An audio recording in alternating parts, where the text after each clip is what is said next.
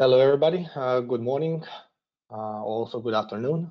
Thank you for joining us today. We will continue with the basic of post-processors. This would be part 5. We are almost ready to go to the practical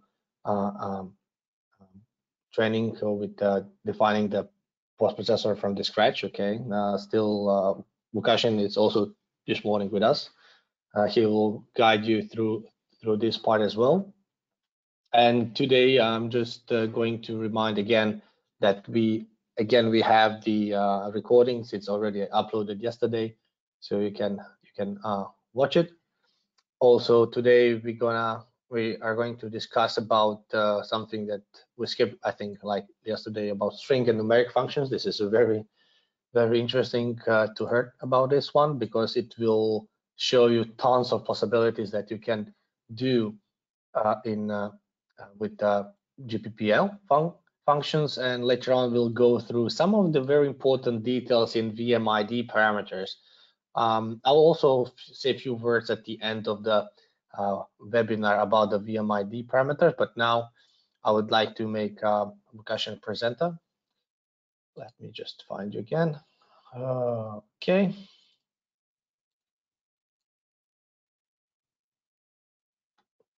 Lukashin, you are now presenter and you are ready to go. Okay, thank you, Daniel. Hello, everybody. The first thing I wanted to cover today is a continuation of the yesterday's topic, the array variables. Now, Daniel mentioned, and me in the presentation, that we can have 2D, 3D, or even more complex arrays, but we tend not to use them. And we'll make an example, and I will explain them first. How do they work, and where to use them? So I will open the presentation from yesterday with the soldiers, and now imagine that our brigade of soldiers, the 32 soldiers that we had, was split into a smaller brigade. So it was like this. We had one index for each soldier name. Now imagine first one is named John, this is Michael, this is Daniel. So also you can have identical names in the as the array values. Now imagine that we had to split our soldiers into, let's say, 4 brigades. Now if we take a look at this, our brigade would now be with 8 soldiers in each smaller brigade and split into the 4 different brigades by index. So the first index would indicate how much of them is in one brigade, and this is the number of the brigade. So each red soldier would go from 1 to 8, and we'll always have the second index as 1. The blue ones will have the index of 2, gold ones the index of 3, and the black and whites the index of 4. Now, if you take a look, we still have our 32 soldiers, but they are now split into 4 groups. Now, how can we imagine that array now? Well, instead of one row of values, we have now a matrix. So this would be a matrix of our soldiers. So each red soldier will have his number, and then always the index of 1 in the back. Of course, this is not how you must do it. You can switch colors. You can first define the first index to be the defining of a brigade or the color, and the second one to be the exact soldier. So imagine a matrix. If you had a 3D array, you would have a 3D matrix. Now, let's make an example on our GPP so you can understand better. I will go to the Gpp file, and here, firstly, we have our array defined. Now we defined it as a one-dimensional array.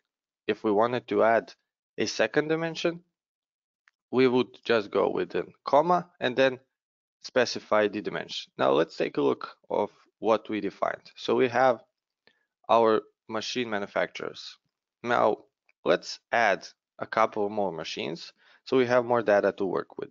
I'm going to use the Control D. You can go with copy paste, and let's make this one a Tsugami. Okay. Change the index to 6. Let's duplicate this one and make it, I don't know, CTX. Change the index to 7. Let's create another one that will be, I don't know, Bridgeport. Index of 8. And make another one. Let's make it, I don't know, Hanwha.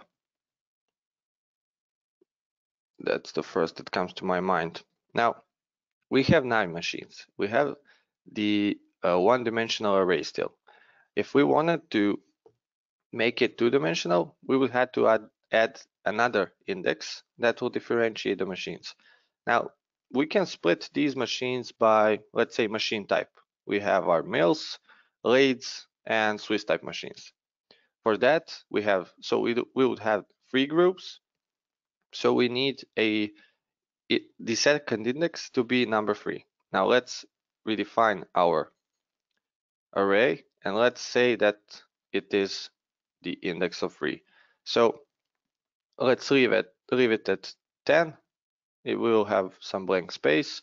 Now, if we take a look, this array can house 30 values, so 10 by 3. Now let's go back and split our machines accordingly. So the first index will specify the machine name, and the second index will specify the machine type.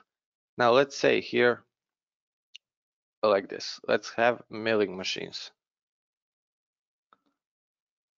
Okay, these are our milling machines. So let's go. Let's say that DMG is a milling machine, and it will have the index of 1.1. So the second index will specify it is a milling machine.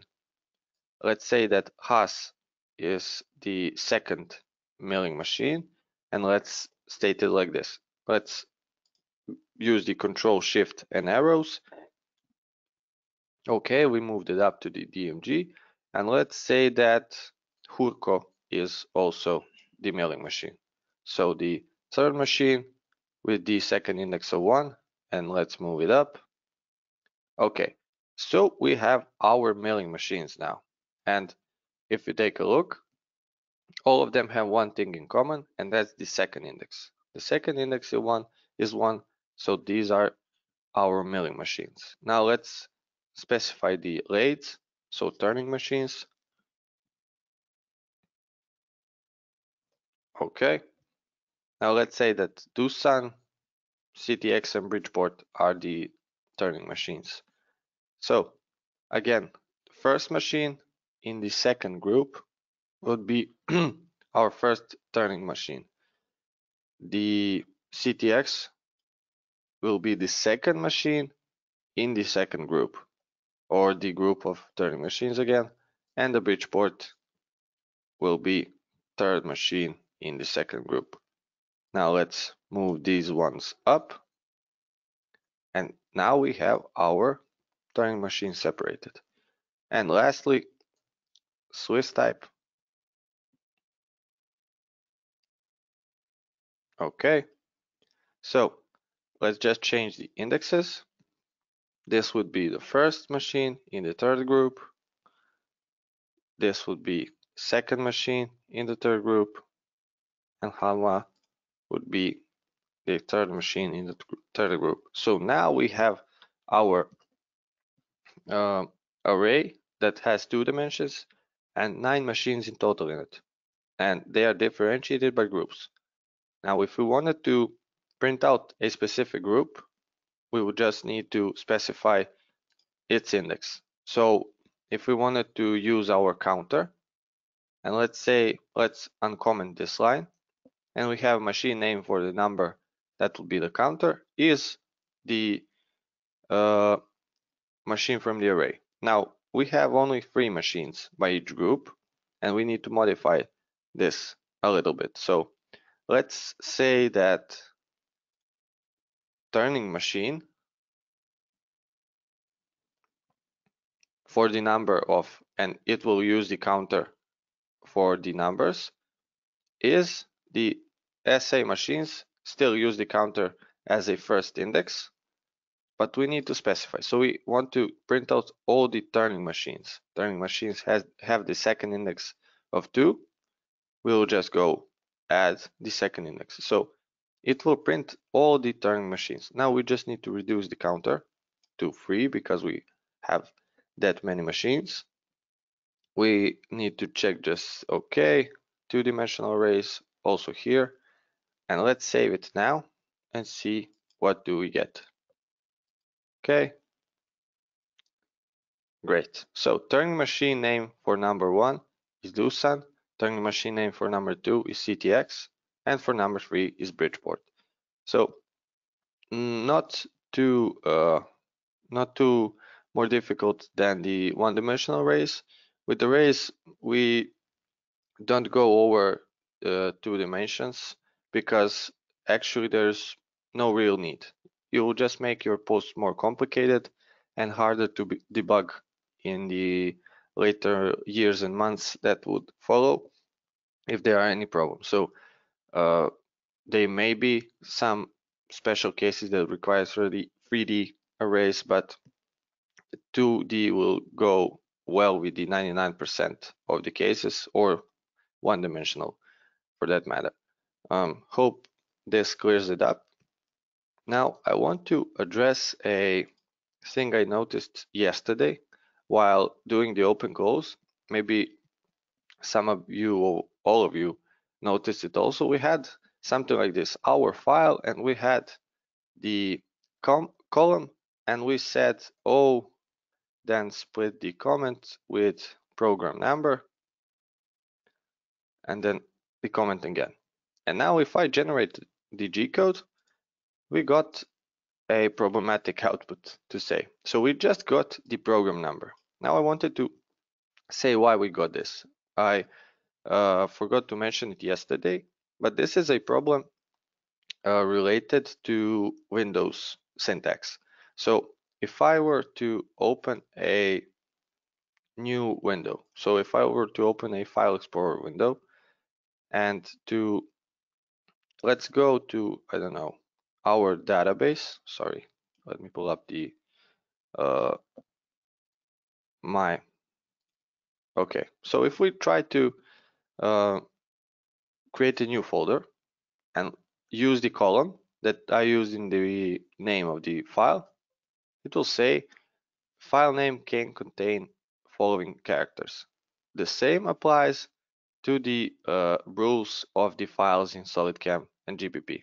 So that's why SolidCam saw that we have an illegal character, and it defaulted to its values that it uses, like there were no open close structure.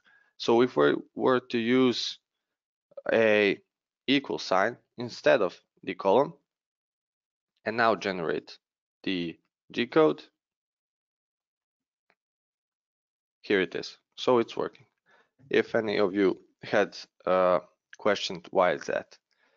The next topic are the string and numeric functions that we skipped yesterday, and they can be pretty powerful tool for the GPP developer because they manipulate the numbers, also contain trigonometric functions, mathematics, and they are located, if you go to SolidCam help topics, GPP tool. Okay. Now, if we go to the GPP language, and we have internal GPP functions. Okay, here are the numeric, string, and their logical functions.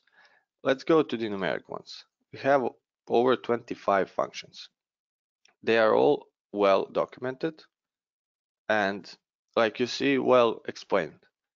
The function returns the absolute value of the number. So for each function, we have an explanation and an example that shows what it does. Now let's try some of them. Maybe let's go with the norm 360. Norm 360 is used on the machines that have the rotational axis limits of 0 to 360. So if you always need your angle to be in that range, you can use this function. Now, how does it work? Well, you just need a variable to assign it to. Then you go with the norm, and you can use a value if you want to type in the value, or a more practical way of using it is to specify the variable you want to be put through the function. So if we go to our Gpp file, and we can go and add let's turn off this while loop so we don't get any additional output, and let's define a new variable. So we are using the numeric functions. Let's define a variable that will store our values for the testing. Now let's define a new global numeric variable. Okay, and let's just name it n. We can go with test just for the example. Now let's copy its name, and we want to assign the new value that has gone through the function to that variable. So let's go to the starter file that is becoming pretty big because of the examples, and let's go a new line, and let's say that n, let's copy the n test value is, and then say the n test. I will copy it, but we need to assign the value to n test first. So let's get n test is, and we want to use the norm 360. The format says, so we need the variable, we have it, the n test equal, then the norm 360 and the value of the number. So let's go back, n test is norm 360. You can see that Visual Studio Code is already recognizing it and suggesting the format. So we need a number. It returns the whole number of in the range of 360. So let's say we have 361. It should just output the value of 1. Now let's go to SolidCam. Let's generate the G code. Okay, and test value is 1. So as we suggested, because it's 361, only 1 over 360, so this is the use of it. If you had, I don't know, 719, let's test that. Okay, generate the G code. All right. And here you have it, 359. So I hope this is pretty clear. Now let's see what are the other functions. There are more advanced functions, of course, that do much more. We have the trigonometric functions, so the arcus cosinus, the tangents, sinus, all of them. Also the power, so a number by the power of some number, the square, the square root, also the round. Round could be useful if you need to specify a number of decimal points but without the formatting. So let's test it. Now we need two parameters. We need the number or the variable that we want to use in the function, and also to state how many decimal points or digits to round it to. So let's test it. Let's go back to the GPP, and we can use this again and say that round, we need the parentheses. We want to round the 1, 2, 3, 4, 5, 6, and we need to state to how much decimal points we want to round it. Now let's say we want to round it to 2 decimal points. Save this. Let's generate the G code and see what we get. Okay. And here it is. We have 2 decimal points. So pretty self-explanatory, pretty easy to use. The examples are good, easy to understand. And we can go from radians to degrees and vice versa. Logarithmic functions, fraction. So we can extract the fraction and see if a number is whole or not, and so on. So these require some practice and some getting used to always remember that you have these functions at your disposal, so you'll know when to use them, and the more you use them, the more you will get better with them, and that will be your I don't know, a tool to improve your GPP skills. Now moving on to string functions, like the name says, they manipulate the string variables and values. So we can see here we have around 15 to 20 functions. Date we covered. Also we have the time here, but there are a lot of other variables, functions here. Now some of the more easier to understand are, for example, the lower or upper. They return the lowercase or uppercase letters of the string that you defined. So we can test this out as an easy example first. So we need the function and then the string or the variable that contains the string value, and it will output it in the lower or upper cases. So let's go back to our GPP and let's comment this out. And we need first to create a new variable that will house the values that we use with the functions. So we need a string variable. Let's go here and add a s test following the same procedure. Now we have a string testing value. Let's go back to our start of file. I will make a new line and say that stest is, now we can use, let's use lower first. Again, we have a suggestion of it. And let's say that SolidCam is a good example because it contains both lower and uppercase letters. So SolidCam. Okay, let's change this to stest and here to stest. So let's save it and see what is the output we get. Okay, generate the G code. Okay, I made a mistake, so I got an error in line 69. Now let's go back, and I already see what's the mistake. I'm using the string, but I haven't specified it as a string, so we need the apostrophes. Okay, I may say this was on intention to make it smoother, so let's go back and try it now. Okay, now it is good.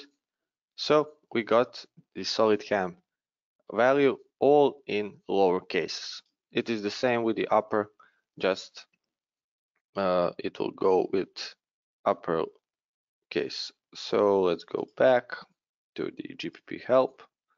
We can close all these windows and close this one. Okay, so let's see what we got also. We have in string. So the in string returns if a certain string sequence is contained in a variable or a specified string.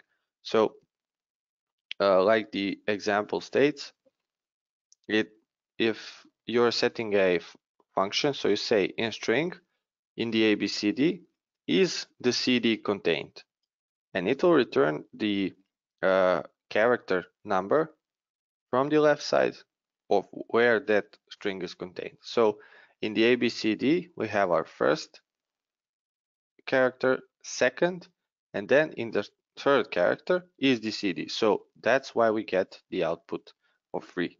It is used mainly to check if something is contained, and not to output where it is contained, but to output the 0 if it's not existent in the string. So you can say in the if the VMID contains the 3x, you can know that machine is 3 axis. Now let's continue and see. We have left, for example, also a bit more complex function. It states that if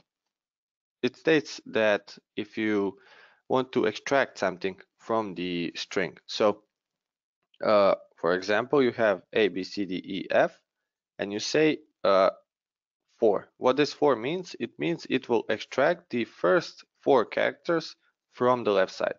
Also, we have right here that does the same, but from the right side. Now let's test it on our example. It will be easier to show and to understand. Now let's switch this to left. Okay, and we have a string, and let's extract solid from solid cam. So solid contains 5 characters, so we need 5 characters here. Let's save it and see what do we get. All right, generate it, and here it is. We got solid. So the string functions are useful to extract the data from a variable. We use it to extract the name of the SolidCam model, SolidWorks model from the trace 5. This is a lot more advanced procedure to extract, but it is all done by using the string functions. Also, you can see here that you have reverse that just reverses the order. Maybe you have come across a post-processor that utilizes these functions to extract something.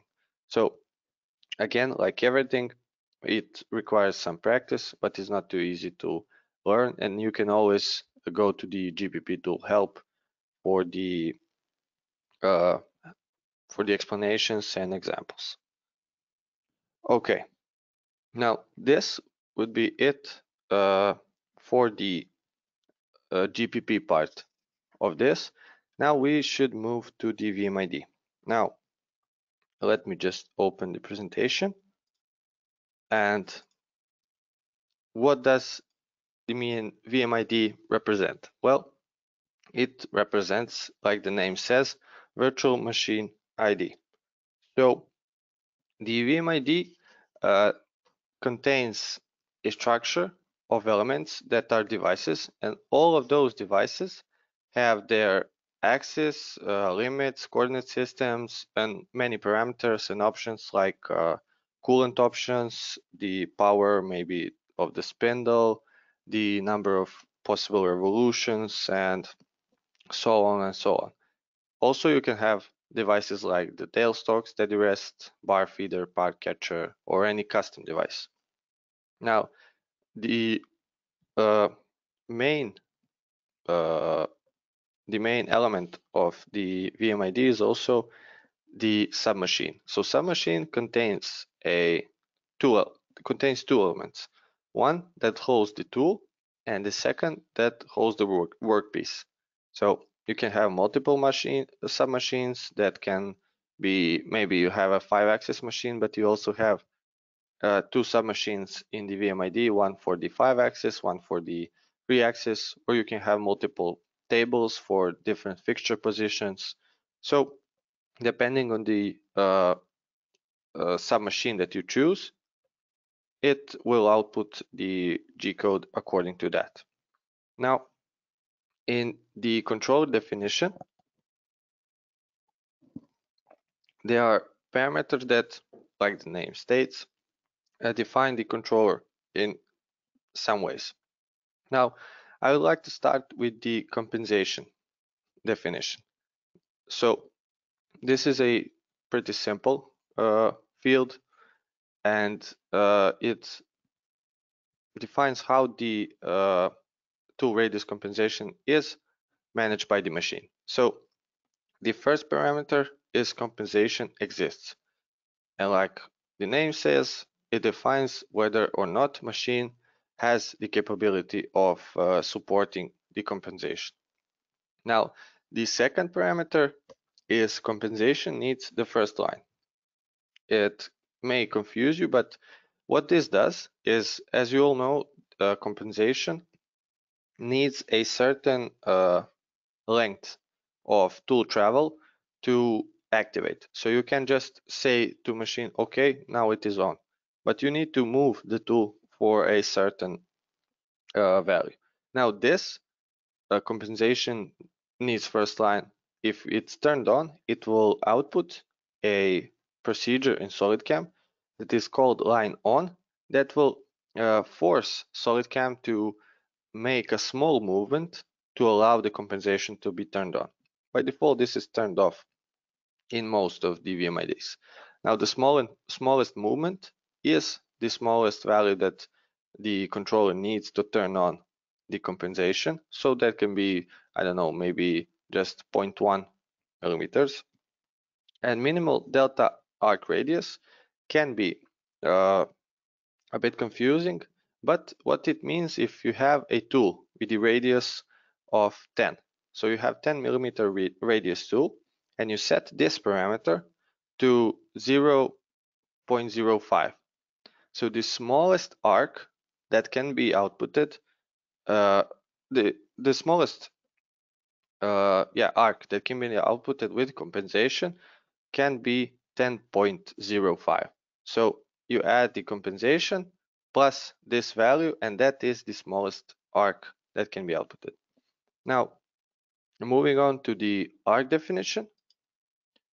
The arc definition is a bit more complex, but also not too hard to understand. And also, you tend to use the default values.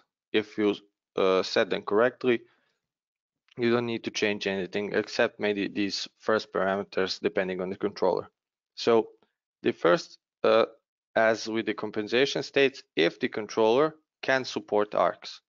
So if the controller maybe doesn't have the arc interpolation or circle interpolation with G2 or G3, or depending on the controller, you can turn the arcs completely off, and every line that should be done with an arc will be done with a interpolation of an arc by straight lines.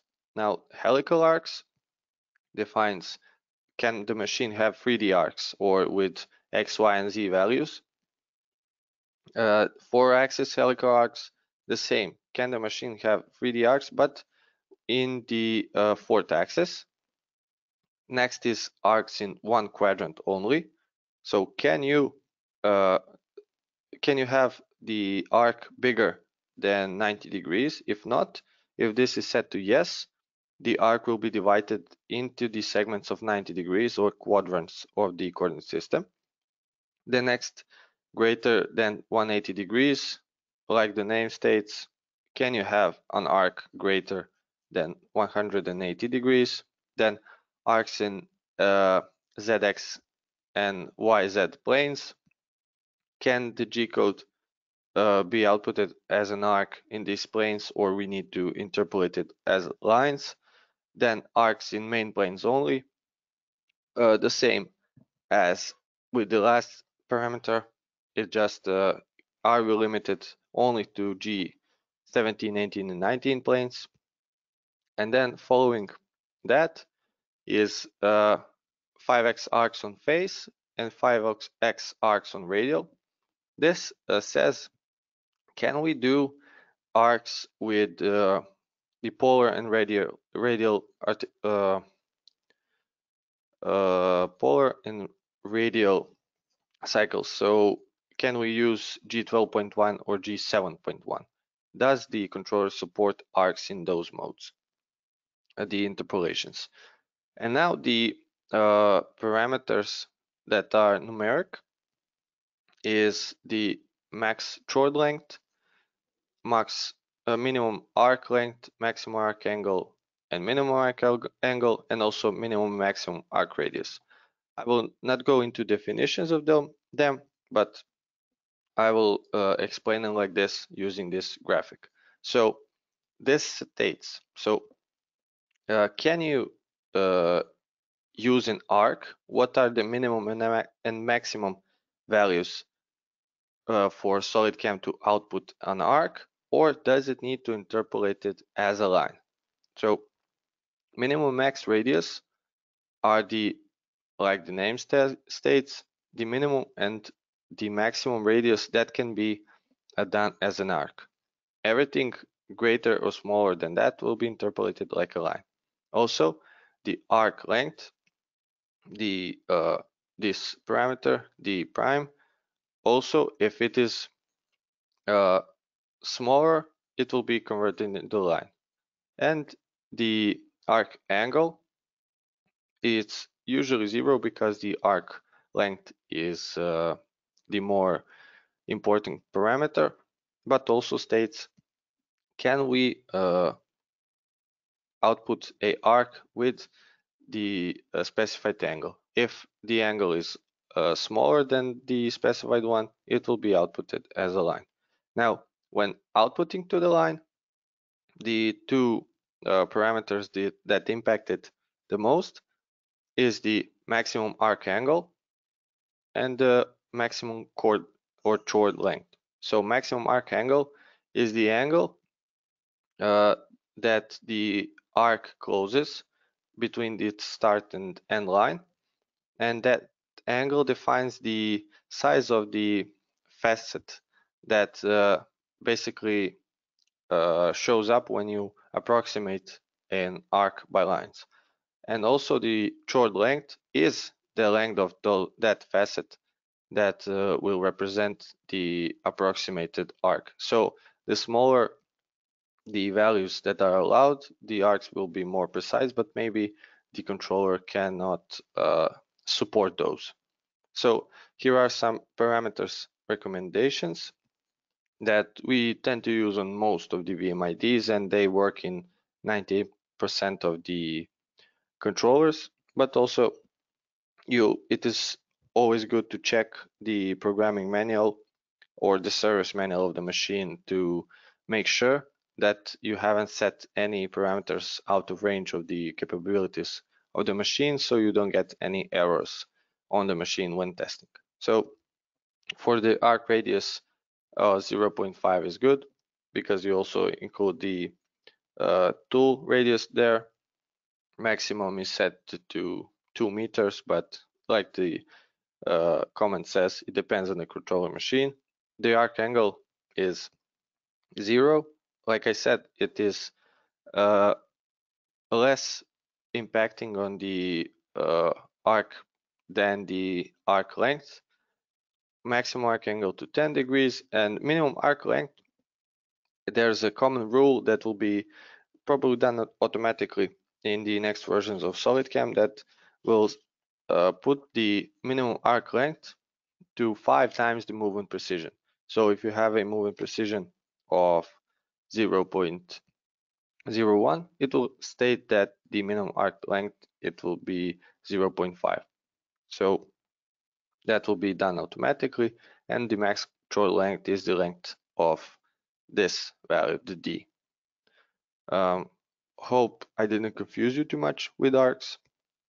It takes some time to understand which one of them does, but if you take half an hour of time and test the parameters, the quadrants, the capabilities in different planes, you will understand them.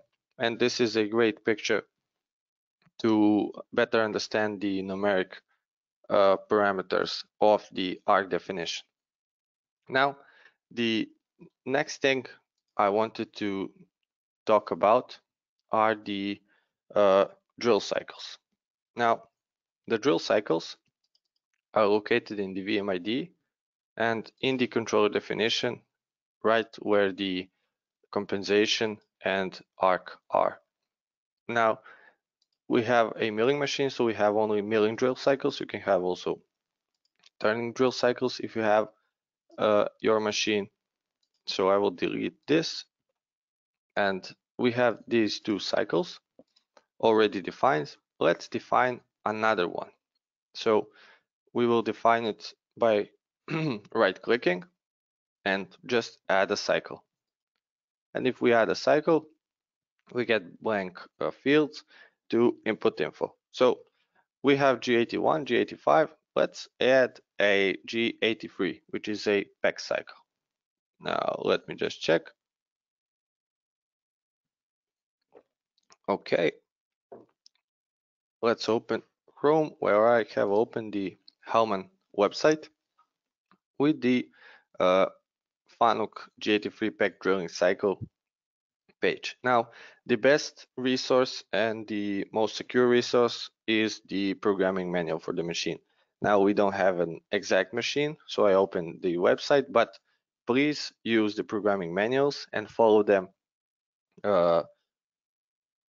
like they are only thing you have, because that's the best resource for your machine, or of course making sure that the programming manual is for that machine.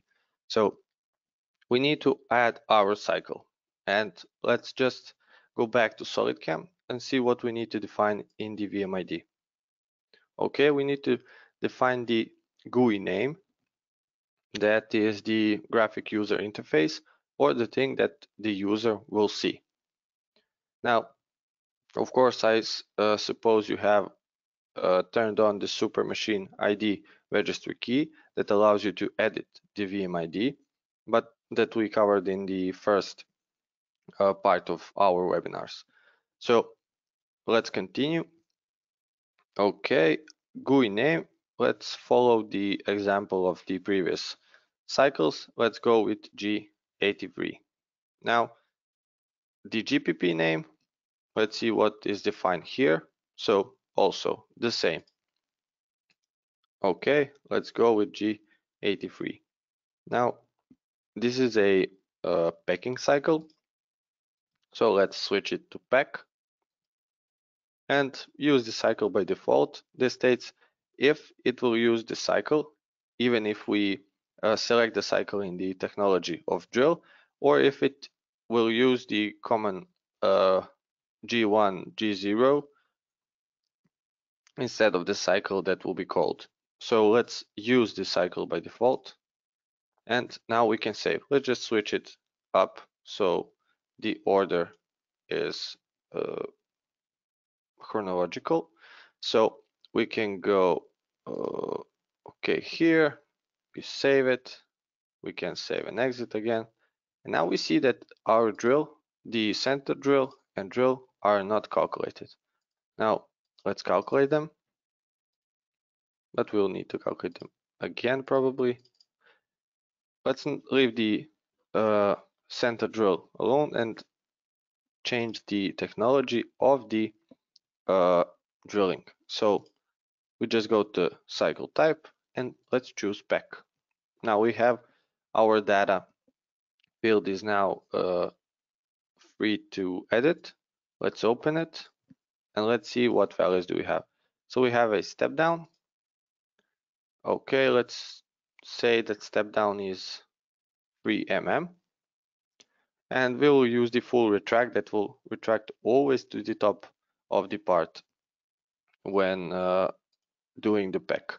So that's it. Let's save and calculate, and let's output the G code.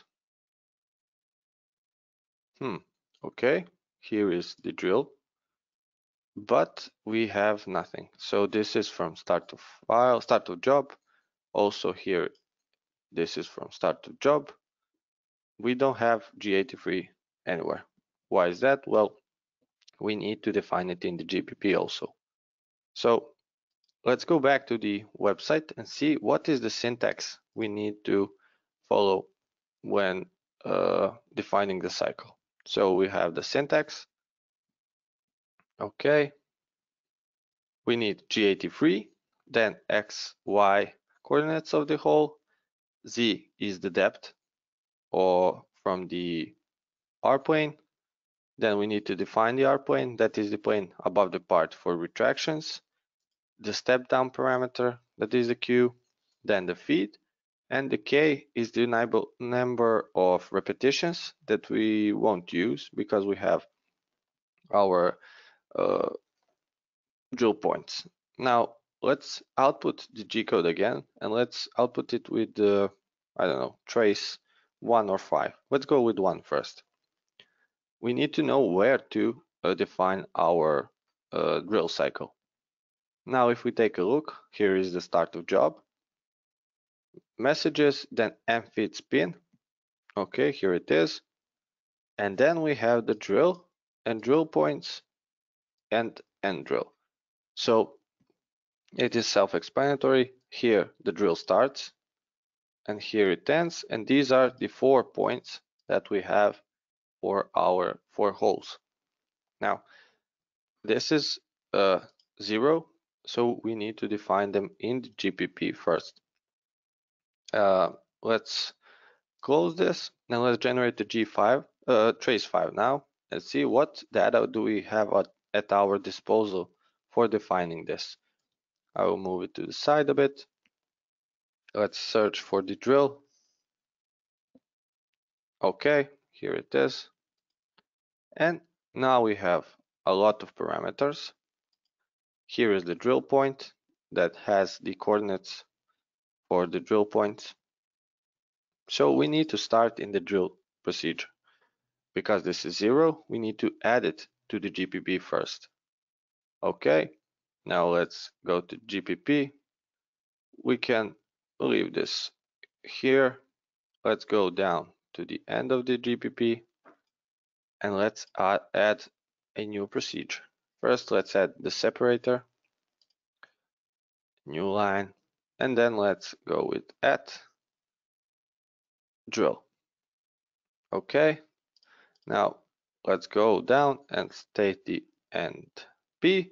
So we have our procedure already defined, so we don't get any errors. And let's define. So what do we need by looking at the syntax? We need the G83 first. So this is a G code. Now, how can we know which G code to output? Well, looking at the trace 5 for the drill cycle. Let me just enlarge this. Okay, now we see that we have the drill cycle name that states G83. Also, we have the drill type, but this is done by integers. We will need to take a look at the help. And we have the also drill type from by default from SolidCoin. Let's use the drill cycle name for setting the G code. Now, I will copy this and let's go to the drill procedure and say if the drill cycle name is equal to G83, okay, then say that G code is 83. Okay, we can end if, and we now have our G code defined. Okay, let's move on, and we need to print that out somewhere. Now, where do we print it out? Okay, let's create a new execution line. Let's go with new block now, because this is a part of the program. Okay, let me just switch. All right. So we have our new execution block, and by looking at the syntax, we need the G code, then the X and Y position in X and Y axis. So let's add those. Okay, new block. Let's add the G code. And now we don't need to define the G-code formatting. We don't need to specify the G letter in front of the variable, because we have defined our formatting, and it should output as a G83 by default with a blank space behind it. So next is the X position. You can go with X pose. Then we need the Y pose. Okay, you can see that all these variables I have put without any formatting, and that is because if I go to the init post, let me find it, you see that X pose, Y pose, Z pose, also the feed, G codes, M codes, all have a format defined. So if I wanted to change the format quickly, I don't need to find every G code, M code, or X, Y pose and change it. I can just use these variables to define them. Now I see that we have left the R option on. I will just select multiple lines by holding the Alt key after selecting the first line, and let's just delete these. Let's save it, going back to the drill. Let's just see, do we get the G code and X and Y pose? Okay, generate the G code. Here it is. So we did get it. G83, X and Y. Okay, let's continue.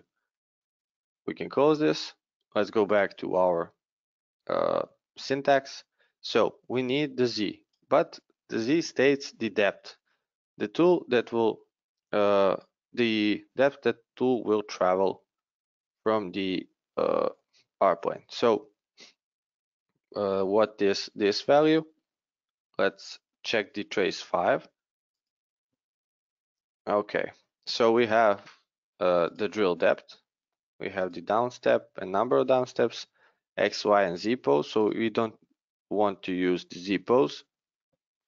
Then we have the feeds, the clearance plane, and then we have the upper Z and lower Z. Now, the upper and lower Z are the R planes and the depth by Z. This is this doesn't state it here in the trace 5, and that is because the trace 5 is not only for the FANUC that we are editing now, it is for all the controller types.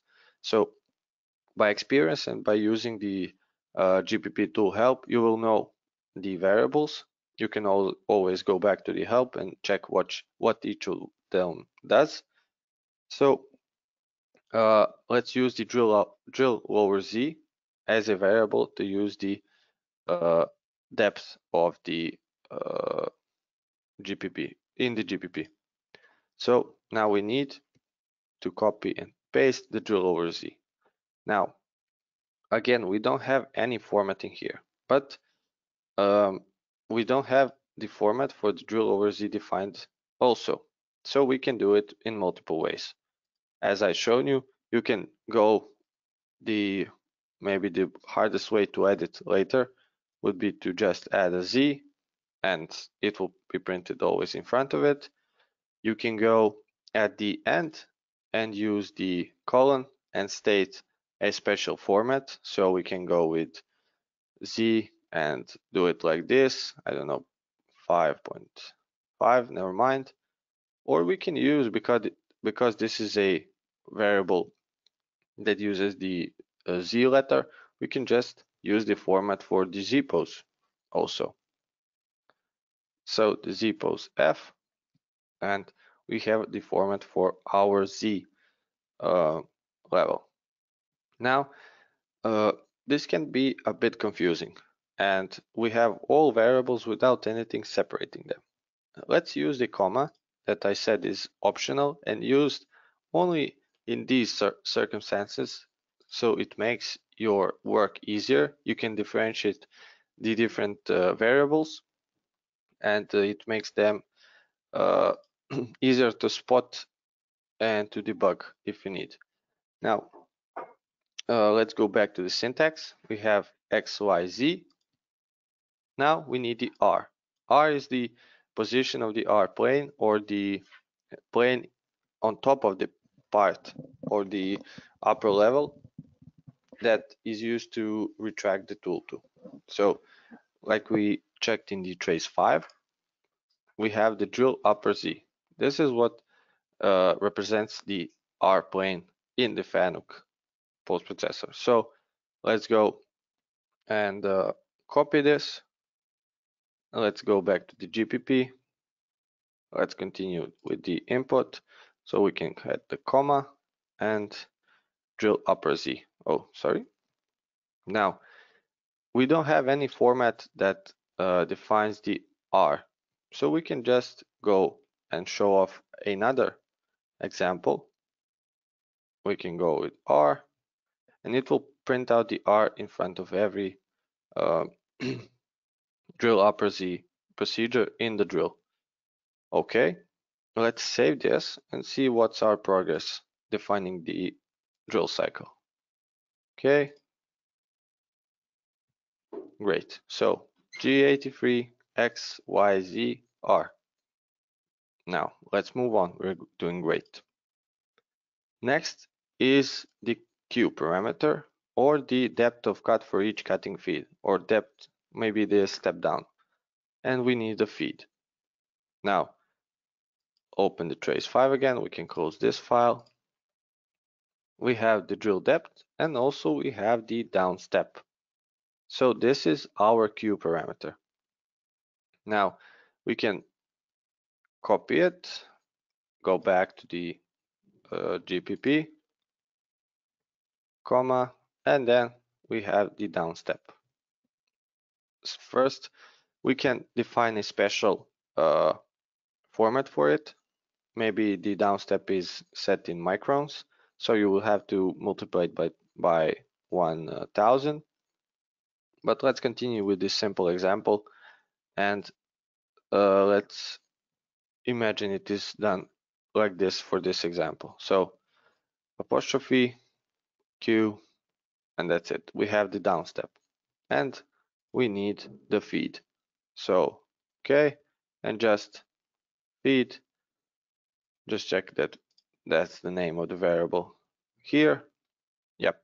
So the feed is done just with the feed, and we have a format defined for it. So nothing to do here.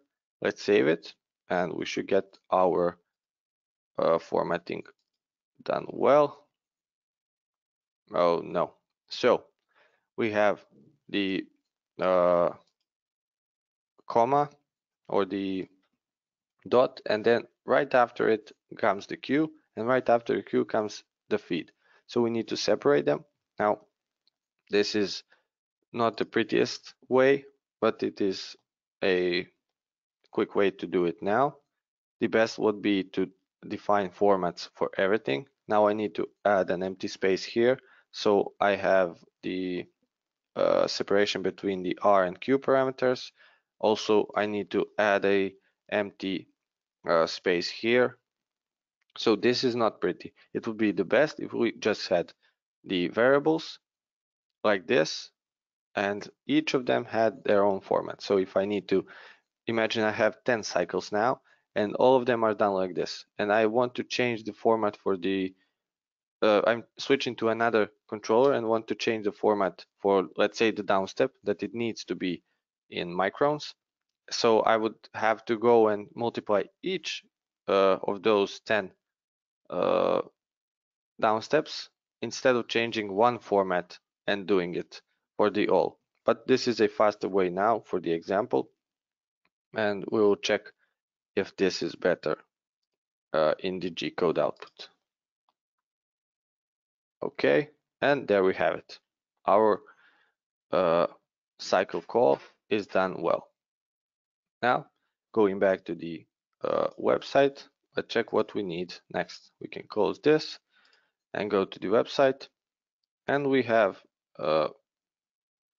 the sentence: once given in program G83, cycle is repeated at every axis movement until G80. What this means, that the cycle is repeated in every drill point that we define.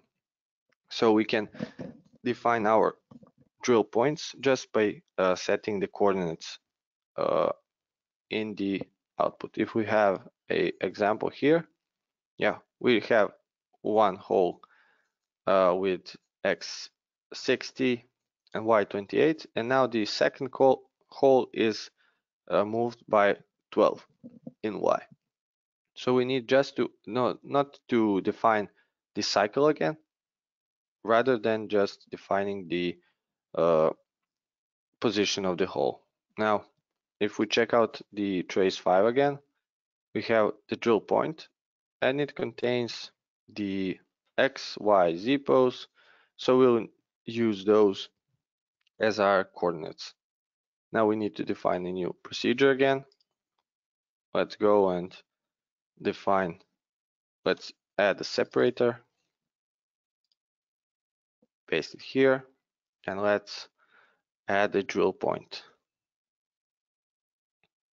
Now, one thing to mention is that I have defined my whole cycle in one line. Now, if you had multiple cycles, maybe some parameters are not there, maybe some parameters are the same between cycles, so you can use if statements and some assignment statements and split the G code, the cycle formatting and generation into separate parts. This is the easiest way now because we only have been adding one cycle.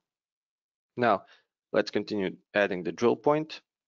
Let's go with end P. So we have a procedure, and we just need, by looking at the example, only the position of the holes.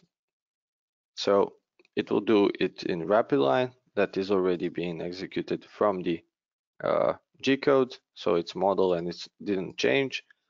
Now let's go with new block, and let's just say X pose, Y pose, and Z pose. And we have our three coordinates for each point. Now let's save this and see did we get it right. Okay. Yep, we got our points, but I'm noticing one thing, and that is that the Z is always the same. So maybe we don't need to print it out each time. And also that the coordinates for the first point in the drill cycle and the coordinates in the drill point procedure are identical. So we don't need to print them if we don't have to.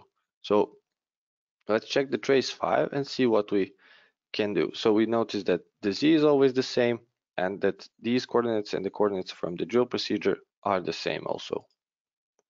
Going to the trace, here are the X pose, Y pose, and Z pose.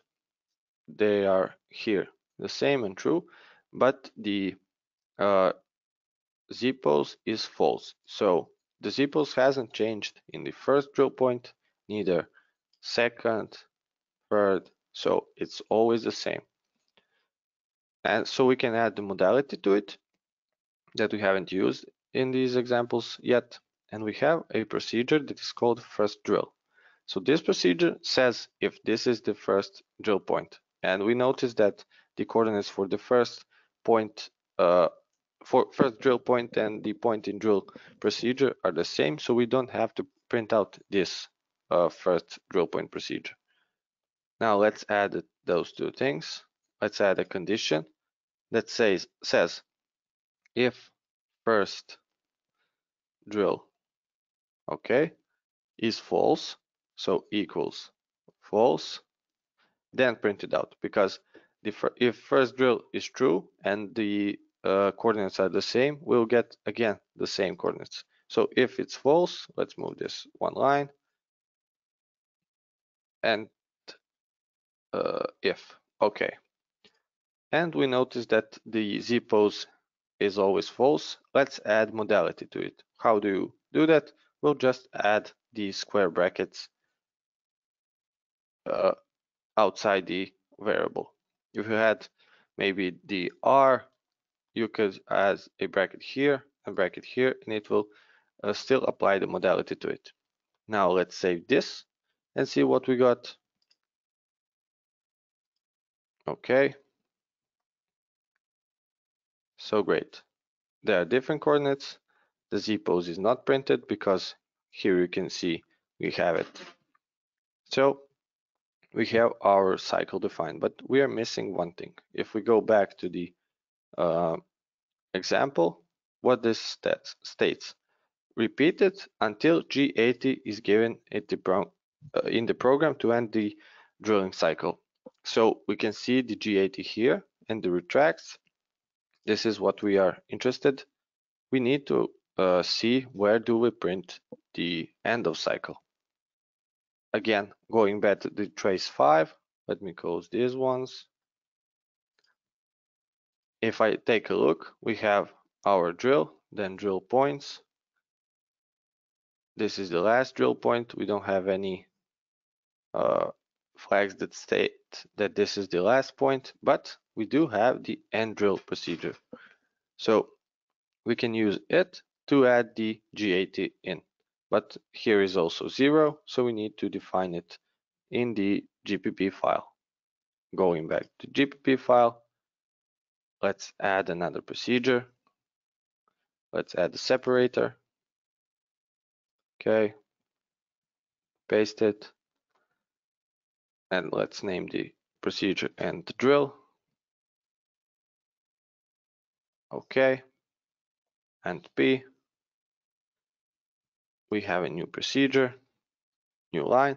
Now we just need the G80, so we can go with G code is equal 80, and we can just print it out, execute it. New block, G code. So it will print it out because we already have the G code formatting.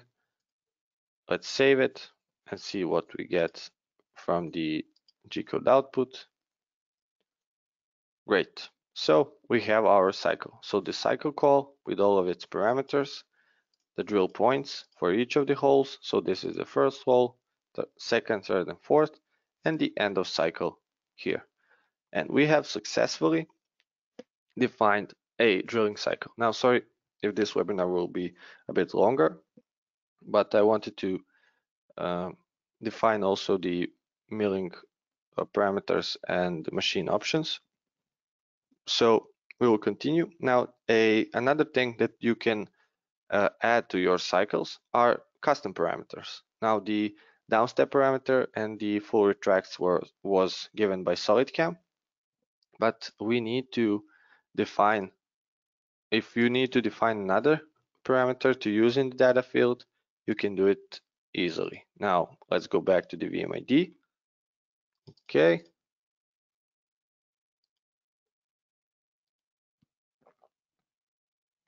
And now, in the controller definition and in the milling cycles, you have an option. If you right click, you can add a parameter. So if you add it, again with the default, you can set it to be any of the variable types. So let's add a dwell to our cycle. So we want to maintain a 1 second dwell on the bottom of each pec movement. So let's name it dwell. And now for the GPP name, we'll follow this standardization, and this standardization will be again in the presentation at the end of the webinar. I will do it now. So let's add a dwell will be numeric, so we can have decimal points. So n is the first. Now, because it is a parameter in VMID, we add the VMID prefix. And now a bit more complexity to it is to add another prefix that will state which type of a parameter it is. Imagine you have a 10,000 line post and you come across a variable in it. You would need to find it easily. We just add a prefix that will say to which group it belongs to. So because this is a drilling cycle for milling machines, we say D as drilling, M for milling, and that's it. Now we state our variable name. Let's just name it dwell. It is a numeric type, and let's leave the default value to 0. Okay, now let's copy this name because we will need to add it to the GPP also. We can save this, and again our drill cycles are uncalculated because we changed them in the VMID. Let's open this operation, and we see that in data field now we have our dwell. Now let's say the dwell is 1.5 seconds. Let's hit OK. Again, save and calculate and generate the G code. But like you probably expected, it is not here because we haven't added it to the GPP file. Now let's close it, go back to the GPP, and see how we can add it. Okay, now we can add it behind the feed, and we could just go and say if we can use the drill cycle name. If the drill cycle name is G83, then execute the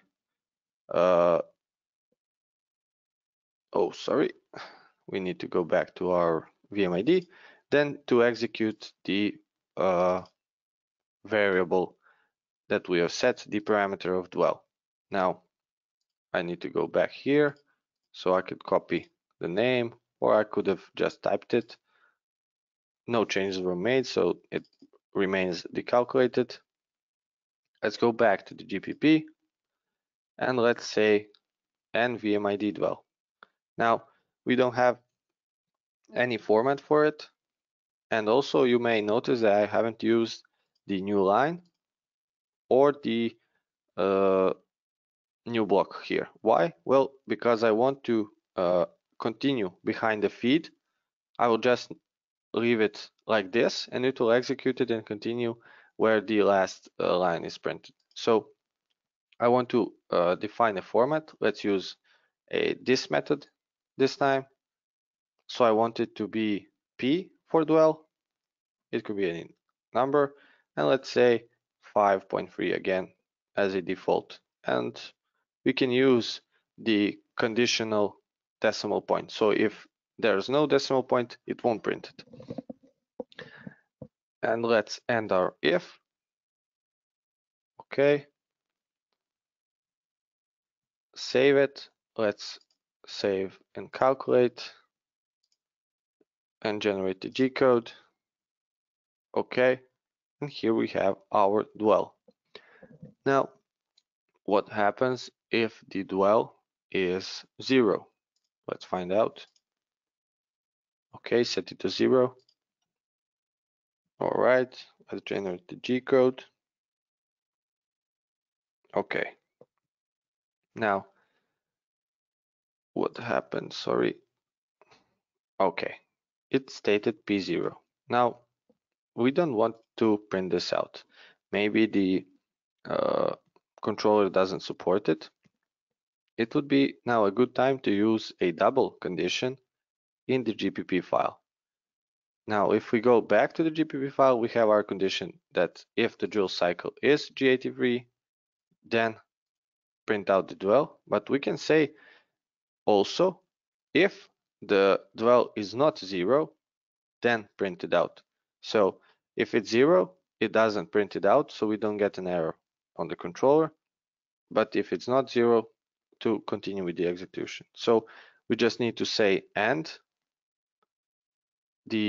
let's copy again the name of the variable is not equal to 0. So If it has a value, then print it out. Now let's save this and go back, generate the G code, and here it is. Now that is it 0, there is nothing here. Let's change it and set it to, well, we can go with 5. We can save and calculate, generate the G code again, and here it is. So we have set a double condition that the that will be checked, and according to it, it will be printed. Now, you may ask, how can I find my variables user defined in the trace 5? Well, let's generate the trace 5. If some of you are asking, my input window is appearing on the second screen, so that's why you don't see it. If I go to the drill procedure, okay, sorry, let's add the add symbol. Okay, now if you take a look, we can't find our variable here. But if you don't see it in the cycle that you are expecting it in, you can always check first in the start of job. Depending on the type of the parameter, it can appear in the start of job. So let's see if it is here. And yes, it is here. And the easiest way would be just to search for it. Okay, so here it is. No need to scroll through the trace 5 to exert stress on your eyes. We can close this trace 5, we have the other one opened. Now this would be it for the drill cycles. I think that we covered a good portion of it. Now just to remind you, if you had more cycles, I would split this so you can cover it with more to make your post look better. But for this example, it worked well because it is a simple one. Now, the next topic are the machine options. Now, what are the machine options? Well, the things you define in the compile definition. So if you noticed in the bottom of the compile definition, you had your machine options. Now, let's check where do you add them. If you open the VMID again, there are no machine options in the controller definition, but in the user defined parameters. Now, I have added one parameter earlier. I will delete them, and let's add it again or add a different one. I've used a machine name as an example, and I think it will be an easy example to understand. And same as any cycles and parameters, you will just go to right click, add a parameter. Now go to the through the same procedure as with the parameters in the drill cycle. Let's name it machine name. Okay, and now let's go with the name of for the GPP. Now, machine name will contain characters, so we need a string variable. So let's go with S. Again, it is in the VMID, so VMID. Then go with the type of the parameter. This is a machine option, so MO. And let's name it machine name. All right, change the type to string, and default value will leave at 0. If we save and exit, now the next thing will happen. Well, you should experience a the CAM part will close. Why? Well, because it needs to load that variable in the CAM part from the beginning. Now I will just reopen my CAM part to make sure everything is good. Okay. You have probably experienced something like this if you saved your VMID and changed it. Now, if we open the compile definition, we have our machine options and machine name, type, and the value. Value default is 0. Let's name it as a machine from the example. So DMG, DMU, 80. Okay, we have it. Okay, now let's generate the G code and see where it is. I've generated trace 0. We don't see it anywhere like this. Let's go to the trace 5 right away and search for it. Okay, so by looking with the first glance, here it is. It is separated and easy to spot, but the sure way would be to search for it. Now let's use it in our GPP in some position. So I've copied the name of the variable. Let's go back to the GPP, and since we don't need it for anything else other than the info to the maybe to the user, let's add it to the header and the start of file like we did all those things. So we have our part name, user, maybe add it between the part name and the user. So we have part name, then machine name. Let's go with new line and open the parentheses, say machine name. Okay, let's go like this, separated, and then add the variable. Okay, and let's just close the parentheses, and that would be it. Sorry. Okay, so we have our machine name in the GPP. If we go to the generation of the G code, trace 0, here it is, machine name, DMG, DMU80. Now, again, the same question as for the dwell parameter. What happens if the parameter is non-existent? So not 0, but nothing. So empty. If I save and generate the G code, I will get an empty field here. I don't want that to happen. I want the output of the G code to look nice. Now we'll add the same condition that we used with the dwell. So if it's not empty, then print it.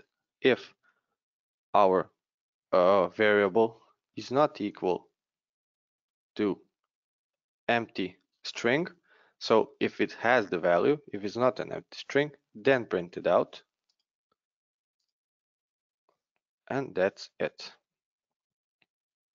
So we have defined our variable and secured it so it only prints if it has a value. Let's generate the G code. Okay, and here it is. So, or it's not here, better to say. We are missing the machine name because it has no value. And these options can be much more advanced. You can customize your whole post processor. So depending on the setting of a machine option to output different formats, to output specific messages and so on and so on. But this was a quick and easy example on how to use it. And the third option you can use are the milling options that are also located in the VMID, in the user defined parameters, and we have milling miscellaneous parameters. Same procedure is to add a parameter, and we have a bit more stuff to add. Now, I wanted to add a conditional stop, so the M1, and you can specify it. Let's say we want to do it on the tool change. So before the tool change or after the tool change to have the M1 if this parameter is turned on. Now let's say for the GUI or the GUI name or the name that will user be seeing, let's name it the conditional stop. And for us as a GPP developer, it will be a Boolean or the logical variable that will say yes or no. Do you have the conditional stop? Do you want it at tool change or not? So it will be B, then VMID, and then the milling parameter. I think it is milling parameter. Okay. And let's go with conditional stop. All right. Now change the type to logical. Default value will be none. And here you have all milling operations, nothing to choose. Accept that. And let's say the description prints M1 after tool change. Okay, let's add it to the name also so we know better what it is. M1. And now let's save. Nothing restarted, so we can go in our operation and miscellaneous parameters. We have our conditional stop. Now it is set to no. Okay. Let's set it to yes, just for an example. Let's generate the trace 5 and see what we get. Now it's not in the start of file. Let's check the start of job next. Okay, the change tool. Here it is. Okay, and here is our variable. So it is set to 1. 1 equals to true. Now again, we have nothing to be outputted here. Maybe we can output the conditional stop in front of the job name or after the tool change. Let's go with after the tool change. So let's put this down, go to the GPP, and now we have used it in the start of job. And let's go to the start of job. We want it to be printed after the tool change. So here is the tool change. If I output the G code in trace 0, okay, we see here is the tool change, then the job name. So we need the conditional stop in between these. Now one thing to note is that the value is declared in the start of job, so you need to add it to the start of job, otherwise it will be without any value. Now let's go back to the GPP, and we want it to be printed after the tool change, so we can go before or after the new line. Let's go, I don't know, let's go before the new line, and let's say if our parameter conditional stop equals true, so if it's 1, then print out a new block and M1. Okay, let's end the if. Let's save it and see what we got. Okay, generate the G code. And here we have it. So this is one of the options for milling parameters. Also, any additional parameters that are required by the machine that SolidCam does not output, you can add them here. Maybe again to specify the formatting and so on. Hope you understood this. Also, for turning machines, we can have turning parameters that will appear in the same field. And for mill turn machines, we'll have 2 fields in the VMID that will be milling parameters and then also the turning parameters, and you can define them separately. Now, the last thing to cover today is the handling of the procedures. So procedures or sub programs, it is pretty simple to handle. It is in the working style, again, procedures, and we have an options, yes or no. So can we have procedures? Yes or no. Level 1 means we can only have one level of the procedure. Let's turn them on and see what happens. Let's save and exit. and generate the G code. Now let's go first with trace 0. We see that we have all those tool changes and then our jobs. So it is splitting the G code that is generated into segments. So this would be the first job, the second, and they are all in a sequence. Now let's generate trace 1. It will better explain what we got, because this GPP is not set for procedures. So you see here our tool changes, okay, and then we have call procs. This is what calls the procedures, and if we had a machine that supports procedures, and if we wanted to add the procedure option to our GPP, we would use the call proc procedure. Also, we have a proc procedure, and the procedure that ends the procedures or the subprograms is the end proc. So we would use them to specify the output for our GPP. Now, I won't make an example of it because it depends highly on the machines, and we are running out of time. Now, Daniel, I think you can add something if you want, or move on to the questions. All right, thank you, Lukashin. Of course, there were questions. Let me just pop up them. There were some of them that I already answered on it. There will be like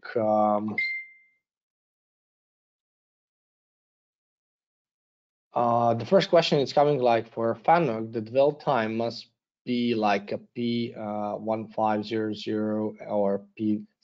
It's okay. The first of all, the dwell time shouldn't be with decimal point. Actually, that's correct. But as the purpose of this course is just to show you how you actually can do something, not exactly going into the details. Should be there decimal point or not. This is exactly at the end still. For example, the Mitsubishi will not have a problem with that. So it's really, is it like 15,000 or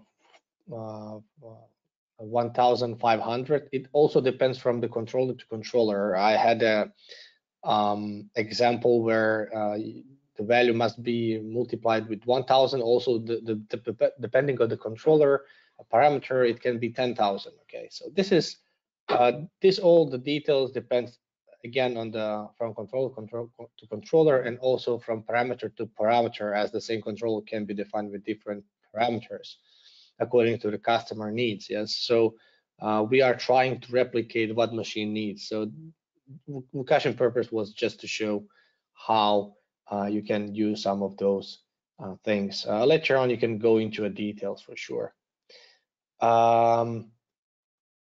Another question was, oh yeah, in the VMID there was option to add a custom picture. Unfortunately, this option doesn't work, guys. Okay,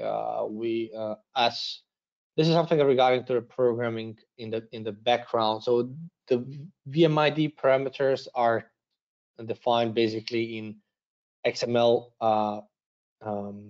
with XML syntax, where adding the picture, it's only possible if we put in the picture explicit folder. And back in that time, we just say we don't want to do that, as you know, the post processor that we're sending to the customer, and if you want to have this custom pictures, he will need to copy the folder with the pictures at explicit some position and direction directory, sorry, in order to work. There were some ways to embed the VMID, the picture inside the VMID, but that was out of the interest in that time. But we left it still there for some future in, development and improvements, and we'll see how we can handle it. It's not only about the pictures that we'll put in drilling cycles, but also think about the VMI, the MCO cycles. It can be also any rest, maybe some parameters also. Another question, it's coming from Milan. It's like, how can a string default be 0? Now, I'm not sure this is a question or maybe some comment on Lukashin, what Lukashin said. But I would say it like this: when you define a string, the default value it's not 0, but it's like nothing. So it's open close quotation marks, which we are still considering it a value, because you can say if some variable is equal to open close quotation mark, it's still some kind of value. We'll call it invisible value. Yes, exactly. So it's not exactly a 0. So the 0 is an integer. So it's not a default value of the string that you actually found. All other questions I think I answered it on by chatting it. I hope guys you enjoyed. Be ready for tomorrow, the last training session in this training series. It will be maybe longer, maybe shorter. We will see how it will go. I will remind you, please go ahead. If anybody wants to be on this webinar and ask direct question, tomorrow is the right time for it. Of course, you can still continue to add more questions in the question panel. And till tomorrow, I wish you a very pleasant day, and we'll see you tomorrow, guys. Bye-bye. Goodbye, guys.